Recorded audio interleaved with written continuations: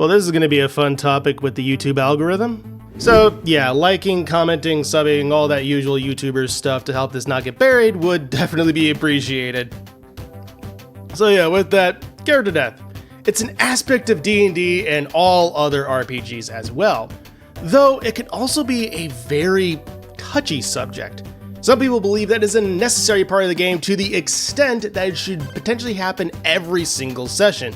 Other people that it should never be the case. Now, of course, these are two extremes, but hopefully you're getting my point in that the opinions on this topic vary absolutely wildly. Personally, I think character death is an element that should be in the game as a means to enhance the narrative and potential drama as well as danger of the scenario. However, it's not something that should actively be pursued by the Dungeon Master. That's how you largely get horror stories and also Dungeon Masters feeling overly adversarial. That being said, this is for sure an element that needs to be discussed in Session 0, all as a means to properly set up expectations within the game as you should normally do during Session 0. Dungeon Masters just be point blank with the players. Is death going to be a common aspect within this game? How frequently or not frequently? And then players, discuss how you're feeling about the situation, and then Dungeon Master and players come to a common middle ground. That being said, what if it does happen? What if a character does kick the bucket? Is there anything as Dungeon Masters that we can do to make sure that players still have a good experience, or potentially still get to play their character? All the while maintaining that sense of danger that death can certainly provide. Firstly, the player rolls up a temporary character. This is probably the most straightforward out of the two options that I have here. The player rolls up a temporary character to join the party while they are trying to get their original character resurrected. This has a few benefits. Firstly, the player potentially gets to test run a character concept they may have been thinking about for a little bit. Also, they get to now partake in resurrecting their character. That is a very cool experience. So in a way, it still feels like that original character story is progressing and they are still helping tell that story. So it's not a complete cut-off like death can normally be in these games, which is oftentimes what a lot of people have problem with.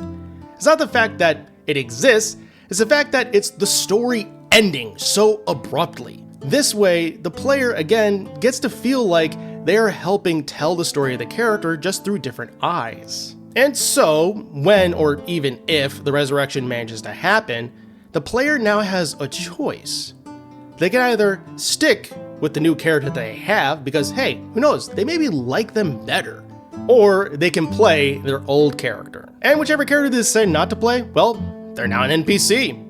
So, guess what, Dungeon Master? You now have someone else running around the world that can do things and potentially help the party in different scenarios. And on top of that, if the player has the character die again, they have an existing character that they can just roll up and assist in getting another resurrection done. And yes, this is something that Mark Humes did in High Rollers, and it worked to great effect. Secondly, and this one is a bit more interesting and involved, they become undead. Be it that they are reborn from the Ravenloft book, or even the Hollow One from Explorer's Guide to Wildmount. Or even more simply, they gain one or two undead abilities. You can even use this third-party class created by Matt Mercer known as the Lingering Soul. Effectively, the Lingering Soul is a class where your character becomes a ghost. Yes, it sounds just as crazy as you think it is.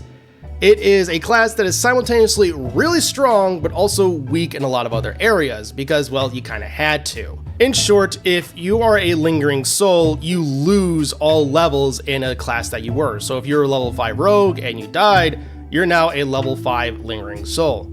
You cannot multi-class with other classes, and, well, also, this is a really hard class to talk about in this short amount of time because it doesn't function like other classes. You are effectively a ghost and you'll level up in different ways like that. You're also locked into specific things that you can do and distances that you can go because you're tied to a specific object. It functions very bizarrely, so it's not necessarily a new player-friendly class or maybe even a new DM-friendly class.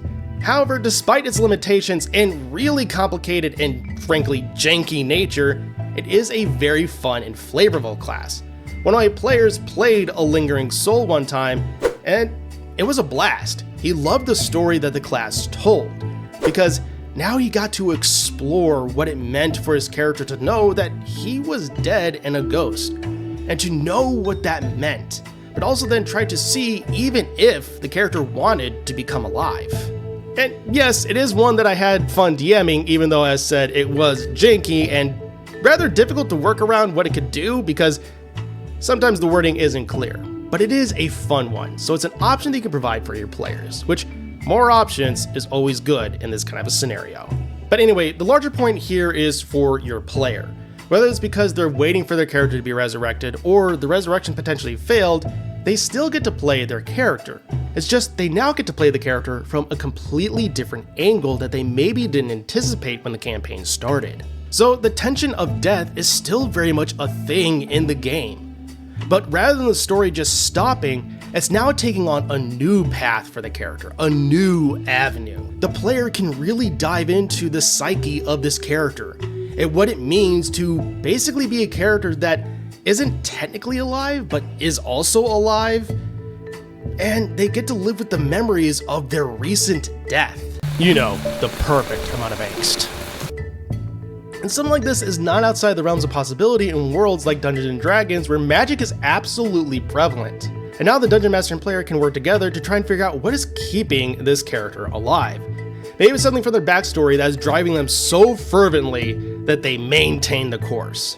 Or they're already on a revenge course, and well, that desire for revenge is so intense, their soul had to keep on going.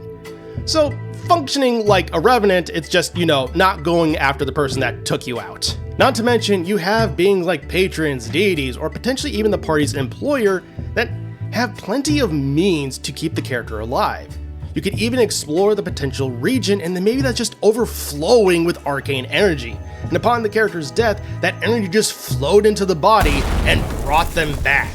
There's so many different avenues you can go down, both as a dungeon master and a player, as it means to explore the character more deeply in ways that you didn't anticipate, as well as add to the world in ways, again, that you weren't expecting when the campaign started. This is the best of both worlds, because now the dungeon master and player are telling the story together, expanding the world, but the tension of death still remains. Because the character has changed. They're not technically alive, but they're also not technically dead. What are they? What does that mean for the character? What does that mean for the world? Time for you to explore that, friends.